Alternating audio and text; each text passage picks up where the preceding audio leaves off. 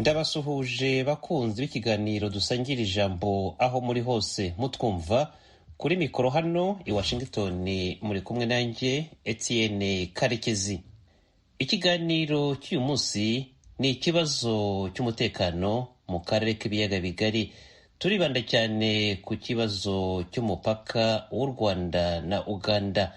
Mugenzi wacu Edi Rwema niwe wakibateguriye. Umupaka hagati y'u Rwanda na Uganda uzafungurwa kuwa mbere tariki ya 31 z'uku kwezi kwa mbere.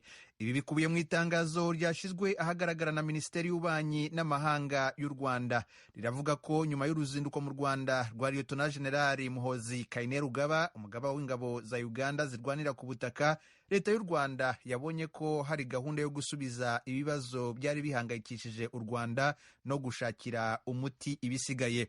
Hari hashize imyaka hafi 3 uwo mupaka ufunze. Mu gihe kitarenze icyumweru, Perezida wa Uganda Yoweri Museveni yohereje intumwa ebyiri mu Rwanda mu rwego rwo kugerageza kuzahura umubano hagati y'ibihugu byombi. Izo ntumwa zirimo umuhungu we General Muhoozi Kainerugaba na Adonia Ayebare uhagarariye Ubugande mu muryango w'abibumbye. Abo bombi babonanye na Perezida Paul Kagame baganira ku mubano hagati y'ibihugu byombi nk'uko bagiye babyandika ku rubuga rwa Twitter. Uruzinduko rwa General Kainerugaba rwakurikiwe n'ihindurwa ry'imirimo kuri bamwe mu basirikare bakuru mu ngabo za Uganda, barimo General Abel Kandiho wari umuyobozi w'urwego rushinzwe ubutasi mu gisirikare cya Uganda CMI. Uru rwego rwakomeje gushinjwa n'u Rwanda ibikorwa by'ihohoterwa n'ishimutwa rikorerwa abanyarwanda muri Uganda. Umubano hagati y'ibi bihugu warushijeho kuba mubi mu mwaka wa 2019 ubwo u Rwanda rwafataga icyemezo cyo gufunga burundu umupaka warwo na Uganda, rushinja icyo gihugu gushyigikira abashaka guhirika ubutegetsi mu Rwanda. Uganda yakomeje ihakana ayo makuru, ahubwo nayo igashinja u Rwanda kohereza abanyarwanda bajya gukora ubutasi muri Uganda no kwica abaturage bayo. Gufunga imipaka byagize ingaruka ku baturage benshi muri ibyo bihugu, dore ko urujya n'uruza rwari rwarahagaze burundu. Turi kumwe na Bwana Gonzaga Muganwa.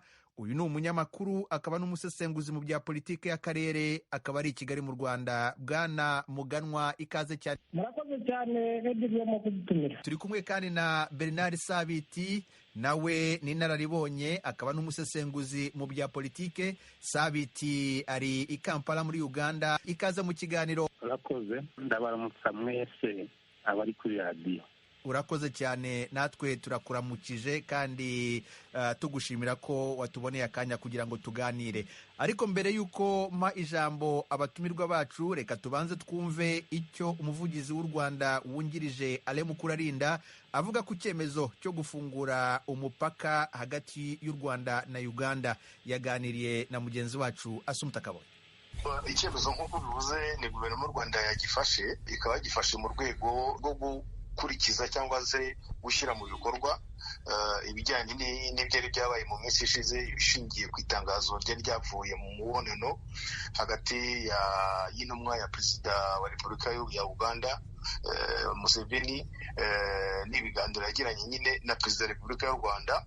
Muzi ko niba mwibuka neza baganiriye cyane cyane ku bibazo u Rwanda rwagiye rugaragaza igihe cyose muri iki gihe umubano utagendaga neza, birebana n'umutekano w'u Rwanda muri rusange, ku bantu bashaka kuwurwanya bafashijwe n'Ubugande cyangwa bari Bugande, ndetse by'umwihariko n'abanyarwanda bakorerwa ibikorwa by'iyicarubozo, gukubitwa, kwamburwa imitungo, kwirukanwa. Bakavuga bati noneho igihe kirageze ko hashakwa ibikorwa bigaragara kuko byagiye mu bikorwa, niba navuga gutyo, byerekana yuko dutangiye gukemura icyo kibazo. Ni muri urwo rwego rero ibintu bitangiye gushyirwa mu bikorwa. U Rwanda rukaba rwafashe icyemezo cyo gufungura imipaka kugira ngo rugaragaze ubushake bukomoka kuri iryo tangazo, buvuga buti dore ku ruhande rumwe hari ibyo wenda nabo bakoze, natwe dore ibyo dukoze kugira ngo turebe ko umuti w'ibibazo bigihari waboneka. Hari ibirego byinshi u Rwanda rwashinjaga Uganda, navuze ni hari icyo Uganda yagerageje gukora kugira ngo yerekane ko nayo iri mu murongo. Byonyine kuba hari intumwa ya Perezida wa Repubulika ya Uganda yaje hano iri kuri iriya rwego, mu itangazo bakoze nyuma y'ibiganiro bakavuga bati twaganiriye ku mpungenge ku bibazo by'u Rwanda rwagaragaje muri iyi myaka 3 indi rutahwemye kugaragaza. Icyo ni igikorwa gikomeye muri bimwe bigomba gukorwa kugira ngo ibibazo bikemuke Ubuganda bwakoze. Ibyo rero nta wabihakana koko byabaye ku mugaragaro, icyo gikorwa cyo cyarabaye rwose. Hanyuma kuri 31 hari undi muhango uteganijwe cyangwa abaturage bazazinduka ingendo zifunguke nyine bagende? Abaturage bazazinduka bagende ndetse banazirikana yuko hatazaba urujya n'uruza kuko turacyari mu bihe bya covid. Icyo kintu ntabwo abaturage bagomba kukibagirwa. Ngira ngo no mu itangazo babivuze bavuga bati u Rwanda n'Ubugande bazanarebera hamwe uko amabwiriza uko bashyira mu bikorwa gukomeza kwirinda icyo cyorezo. Usanga muri iki gihe iyi myaka ishize abantu barakunze guterana amagambo mu bitangazamakuru binyuranye, byaba iby'Ubugande byaba bimwe na bimwe byo mu Rwanda. Icyo mwakivugaho iki nyuma y'intambwe? Icyo nabivugaho ni uko ku ruhande rumwe abantu bafite uburenganzira bwo kuvuga ibyo bifuza, ibyo bashaka. Buri gihe birumvikana ko bagomba kwiyisera ntibarenze ibyo amategeko abuza. Ku rundi ruhande nanavuga yuko rero ku birebana n'umubano w'u Rwanda na Uganda, ikigomba kwitabwaho nicyo abayobozi babifite mu nshingano baba bavuze, haba Perezida wa Repubulika, haba Minisitiri w'Ububanyi n'Amahanga, cyangwa se n'abandi babifite mu nshingano. Ngira ngo nicyo cy'ingenzi, kandi nta muyobozi ku mugaragaro haba hakurya haba hakuno wigeze ajya mu itangazamakuru ngo aterane amagambo n'undi. Uwo ni Alain Mukurarinda, ni umuvugizi wungirije wa guverinoma y'u Rwanda, yari kuri mikoro ya mugenzi wacu Assumpta Kaboyi. Mbibutse ko iyi mwumva ari radiyo Ijwi ry'Amerika ivugira i Washington DC mu Kirundi no mu Kinyarwanda. Ntegura iki kiganiro Bwana Bernard Sabiti, ntabwo nari nzi ko ibintu biza kwihuta cyane ku buryo aho kugira ngo tuganire ku byari birimo gukorwa kugira ngo umubano ube bawuzahura, ariko noneho batangiye gushyira mu bikorwa ibintu bigaragaza ko umubano urimo kugenda urushaho kuba mwiza. Aho ngaho mu gihugu cya Uganda, iyi nkuru y'uko u Rwanda rwafunguye umupaka warwo babyakiriye gute? Ahangaha abaturage muri rusange rwose bashimishijwe n'iki gikorwa cy'ibihugu byombi. Impamvu ngira ngo ni uko hari hashize imyaka 3 umupaka ufunzwe, kandi nk'uko unabizi abanyarwanda benshi n'abanyayuganda bafite ubumwe hafi muri buri ngeri yose y'ubuzima. Hari abari bamaze imyaka batazindukira bene wabo ku mpande zombi, hari abagiraga iby'ubucuruzi byari byarahagaritswe, hari n'ibindi byinshi abaturage ba buri gihe bifuzaga gukora hagati y'ibihugu byombi, ariko kubw'umubano utari uboneye bakaba batagashoboye kubikora. So ntawe ari igitangaza kureba ko abanyayuganda benshi bashimishijwe n'iki gikorwa. Hanyuma Gonzague Muganwa, uri umunyamakuru ukaba n'umusesenguzi aho mu gihugu cy'u Rwanda, unakurikiranira hafi ibivugirwa ku mbuga nkoranyambaga. Mu Rwanda ho umwuka wifashe ute?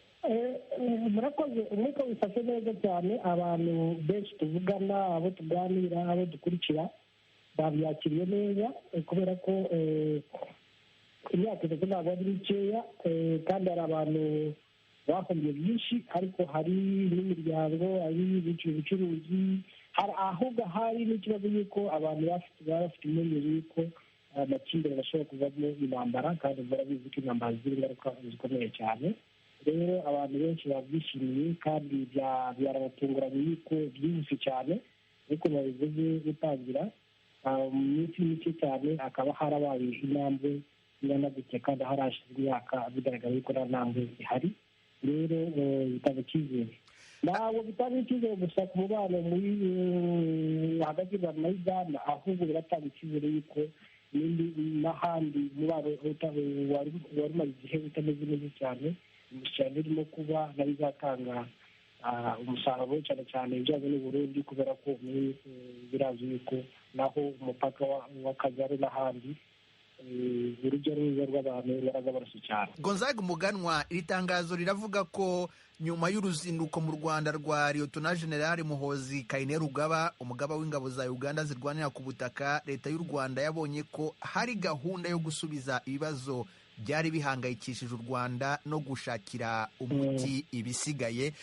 Si ubwa mbere hari habaye ibiganiro nk'ibi, ndetse abakuru b'ibihugu bari barahuriye no mu gihugu cya Angola bafite perezida wa Angola nk'umuhuza ndetse na perezida wa Repubulika ya Demokarasi ya Kongo. Hari intumwa zagiye ziza mu Rwanda, izindi zikajya muri Uganda. Icyo musanga ari ipfundo ryatumye noneho u Rwanda rubona ko rufite icyizere ko ibibazo byarwo bizakemuka, byavuye he? Amakuru dufite nuko iyi mikirano ntabwo yatangiye Jenerali Muhoozi aza mu Rwanda, ahubwo kuva mu kwezi kwa 12 barimo kuganira, kandi hari ibintu byinshi cyane bari bamaze kumvikanaho. Rero nta nubwo ari no kuganira gusa hagati y'ubuyobozi bw'u Rwanda n'ubwa Uganda, ahubwo hari n'ibiganiro n'ibindi bihugu byo mu karere. Rero kuba hari ibyo u Rwanda rwari rumaze igihe kirekire busaba, cyane cyane ibijyanye no gufasha imitwe y'irwanya ubutegetsi ziriho mu Rwanda no guhutira abanyarwanda yaboneye igisubizo. Ngira ngo kuba Jenerali Muhoozi yarabigiyemo uwo ari we hari itandukaniro, kubera ko kuba ari umuhungu wa Perezida Museveni akiri mutoya, hari uburyo yumva ibintu kandi ashobora ko bishatse cyangwa perezida w'u Rwanda uko byatera imbere kuruta abandi bayobozi, baba abadiporomate cyangwa abandi bari mu zindi nzego. kugira ngo hari icyo byafashije kugira ngo urwikekwe rwari maze igihe kirekire, kubera ko urwikekwe ruri ku ifundo y'ibibazo byose kugira ngo rugabanuke cyane. ngira ngo afite icyizere yaba i Bugande yaba n'hano mu Rwanda yuko ibyo avuze, ibyo yemeye aba agamije neza kuruta abandi bamwe bari mu nzego z'ubuyobozi, kubera ko hari abagaragaye yuko bafite n'inyungu z'uko amakimbirane yakomeza, hari abazungukiramo, nta muntu watumye kubivuga, cyane cyane abatanga amakuru. Twarabibonye cyane ku mbuga nkoranyambaga mu maraporo amwe n'amwe yuko hari abatandishimiye yuko ikibazo kigiye gukemuka kubera ko bazungukiragamo. Rero ngira ngo kuba harongeye kubaka icyizere, abantu bakajya kwicika bakaganira ibibazo nyirizina, bagakuraho n'icyatuma bahungabanya umubano w'ibihugu byombi, ni ikintu gikomeye cyane. Hanyuma Bernard Sabiti, wowe aho ngaho muri Uganda, ni iki abantu bumva gishobora kuba cyatumye koko u Rwanda rugira icyizere rukavuga ko rugiye gufungura imipaka? Hari ibintu byinshi rwagiye rurega igihugu cya Uganda ndetse na bamwe mu bayobozi barwo, barimo ndetse n'uyu wayoboraga urwego rw'ubutasi bwa gisirikare Generali Abel Kandiho, ndetse waje gukurwa kuri uwo mwanya umunsi umwe gusa Generali Muhoozi avuye i Kigali mu Rwanda. Wibaza ko ari iki Generali Muhoozi yakoze kugira ngo noneho yumvishe u Rwanda ko hari icyizere ko ibintu bigomba kujya mu buryo? urakoze. Nk'uko mugenzi wanjye yari amaze kubivuga, Generali Muhoozi ntawe ari yo ntumwa ya mbere perezida yari yakohereje i Kigali. hari uyu mugabo wo perezida yakundaga gutuma ukikirira Uganda mu New York, izina rye nuko rikunze Adoniya Yebare. Adoniya Yebare. So yakundaga nawe kujyayo hari ubutumwa akuye kuri perezida Museveni abujanira perezida Kagame. Ariko ngira ngo igikorwa cyo kuvuga ngo perezida yohereje umuhungu we kenyine, mbega cyerekanye ko mbega gisa nk'aho perezida ari we wigiriyeyo, mbega niko byakwenze ngo kurebeka, kuko abazi bya politiki by'Ubuganda, General Kainerugaba ntaho ayobora ingabo zirwanira ku butaka gusa, ahubwo afite uruhare nangwa se intebe ni umwanya munini kuvuga ngo ni umuhungu wa perezida, kandi kuvuga mbese n'amani afite imbaraga afite nk'abanyayuganda uko babizi n'ibikunze kumuvugwaho ndetse y'uko ubundi haba hariho ibibasha kuba biri gukorwa inyuma kumutegura kuzagira uruhare ndetse akora mu gihugu ise aba yatakiri perezida. Ibyo byose birahunga, ariko ni umuntu ufite ingufu cyane mu gihugu cya Uganda, ibyo birazwi. So ngira ngo hari intandukanye ihari kuri we n'izindi ntumwa zajaga i Kigali. Iki ngira ngo cyeretse ubutegetsi bw'u Rwanda ko ubundi Uganda yari siriyasi.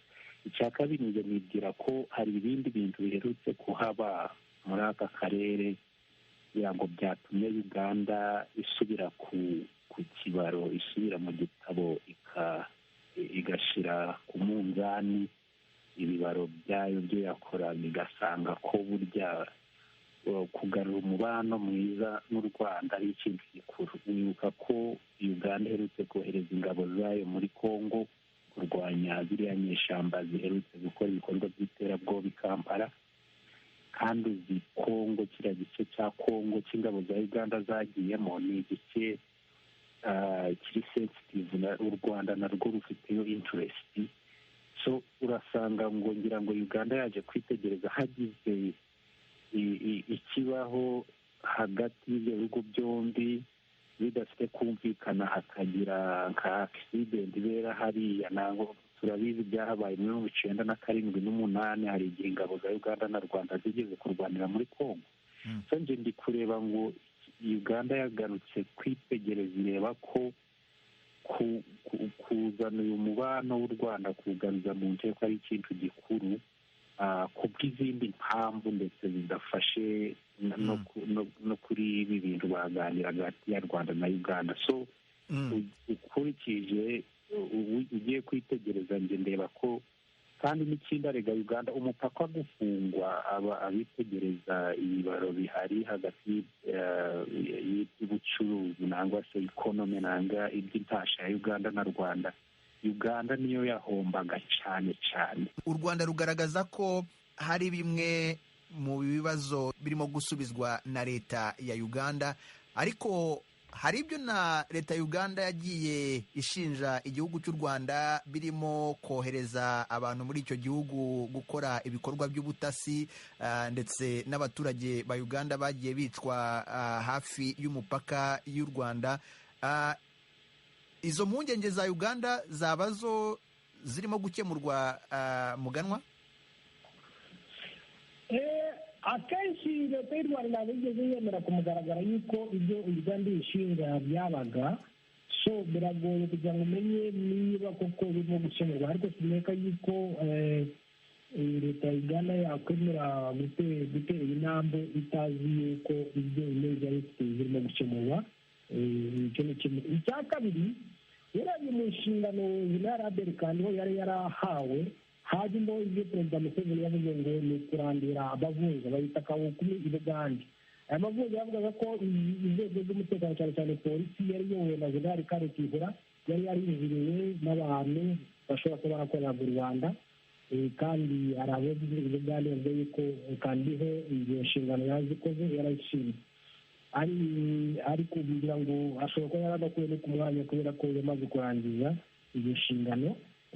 Cyangwa ikindi n'uwo byaba bihari, bigeze no kubivugaho yuko u Rwanda rwasabaga yuko ava ku mwanya, ariko ntabwo ari ubwa mbere. So ni kuvuga kubera ko niba wibuka neza muri bya 2011 na 2012, icyo gihe ibyo Perezida Museveni atarasura u Rwanda rwari rwateye yuko wari ukuriye BMI icyo gihe yitwaga Ndabona Gerard Mugira ko yakuriye ku mwanya, yakuweho umwana utera imbere, ariko nyuma yaho hongeye kuzamo ibibazo. So hari igihe biba birenze ibyo abantu bamwe bakora, ibyo abinjirira cyangwa ibyo wahawe akazi, kubera ko na benshi zombi bose nta muntu wayobora urwego rwa leta runaka atakurikiza amabwiriza yahawe n'umukuru w'igihugu.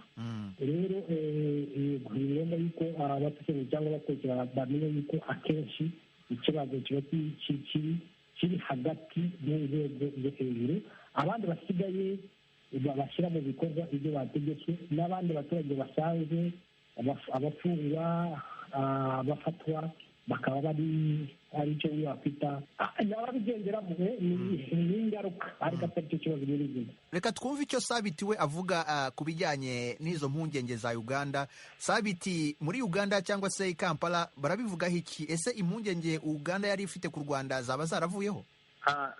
Nemeranya na mugenzi wanjye ibyo amaze kuvuga. Ngira ngo Uganda ibibazo yari ifite ku ruhande rwayo, Rwanda isa naho nayo ifite icyo yakoze kwereka ubuyobozi bwa Uganda ko idafite ikibazo kubikemura.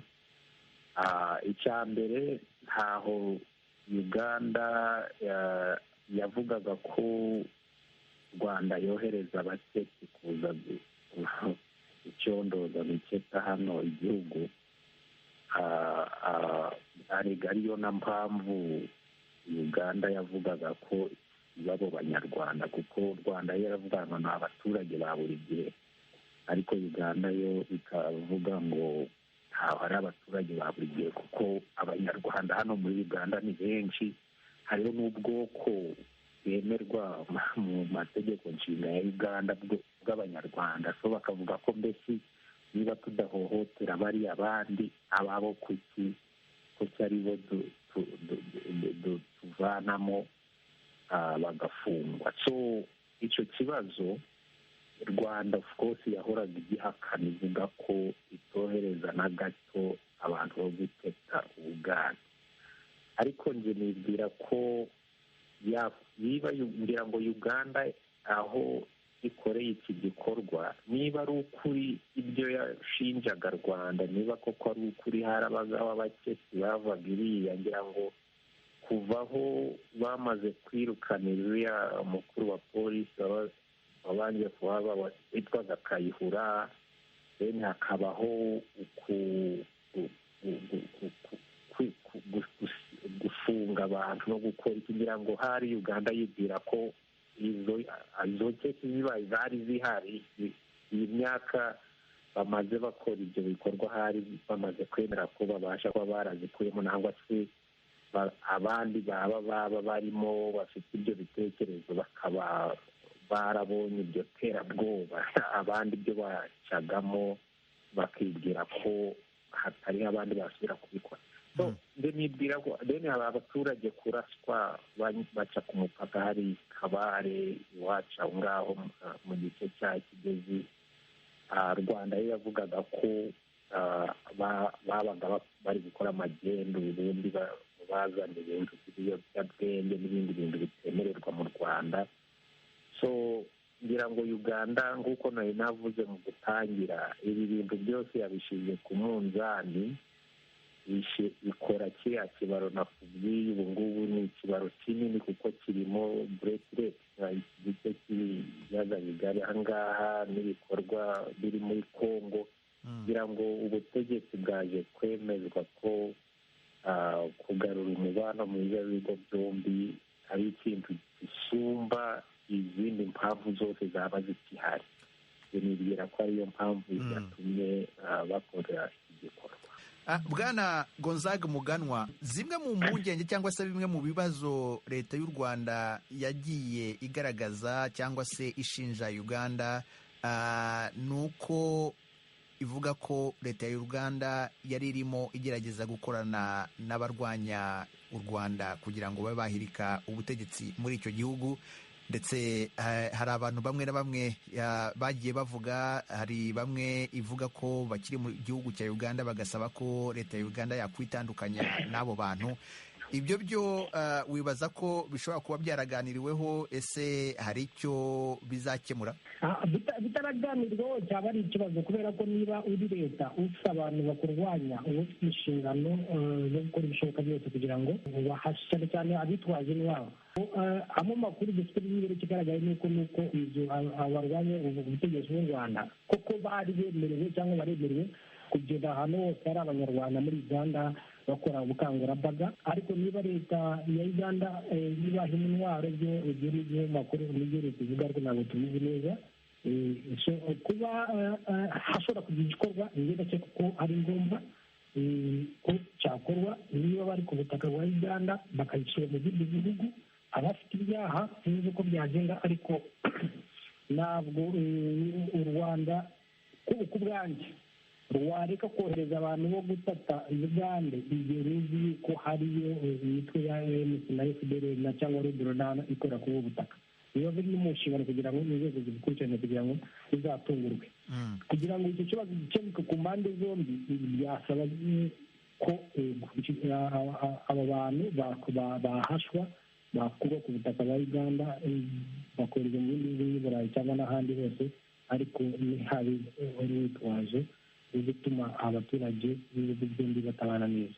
Hanyuma Bernard Sabiti se kuri icyo kibazo ibyo u Rwanda ruvuga hari ishingiro bifite ko Uganda ishobora kuba yarakoranaga na bamwe mu bashaka guhirika ubutegetsi mu Rwanda? Buriya bakiri muri ya mishyikirano yabaga iteganyijwe na itunganya na Angola, u Rwanda nyine rwashinjaga Uganda ibyo byumaze kuvuga.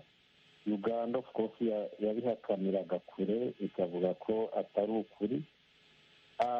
Icyo nze nakwibwira icyo kibazo nacyo nibwira ko Generali Muhoozi yaba yarakiganiriyeho na bagenzi be mu ruzinduko rwe ruriya rushize, kandi nibwira ko icyo ngicyo babasha kuba hari ibintu bagize kwemeranyaho bimwe, ariko nk'ikintu cya intelligence nangwa se ko kuvuga ngo u Rwanda rufite abatesi ahangaha ubundi wenda na Uganda hari abatesi ifite iriya, ibyo abakurikirana imibanire y'ibihugu international relations barabizi. Nta gihugu kitakoraga guketa nangwa se gucondoza kugira ngo bikume umutekano wacyo. Ibyo simpamya ngo birahita bishirira kimwe birangiriraho, kugira ngo ni ibintu bizagenda bikemurwa buhoro buhoro. Gonzaga Muganwa, dusoza wenda kuri izi mpungenge za Omar, hanyuma unagerageze mu magambo make cyane utubwire nyuma y'ibi ngibi wibaza ko haza gukurikiraho iki mu bijyanye no kurushaho kunoza uyu mubano no kuwuzaho? ngira ngo hari ibiganiro bikomeje bitagaragarira twebwe abaturage basanzwe cyangwa abandi. Muri ubu buryo bazagenda basesengura baganira igikorwa munsi ku wundi nibyo byemeje kugira ngo buri muntu barebe icyo yiyemereye harimo guca mu bikorwa. Ikindi kigaragara cyangwa cy'ingenzi ni uko nuba mwiza bizafasha muri rusange akarere kose, kubera ko igihe umubano hagati y'u Rwanda bikomeze neza bigira ingaruka cyane cyane ku umuryango wa East African Community n'iterambere ya Afurika. Hari ingaruka nziza bizagira cyane cyane mu bikorwa remezo, mu bucuruzi n'ishoramari n'umutekano muri rusange. Gonzaga Muganwa, uri umunyamakuru mugenzi wanjye ukaba n'umusesenguzi mu bya politike y'akarere, nagira ngo ngushimire cyane kubw'akanya waduhaye kugira ngo tuganire.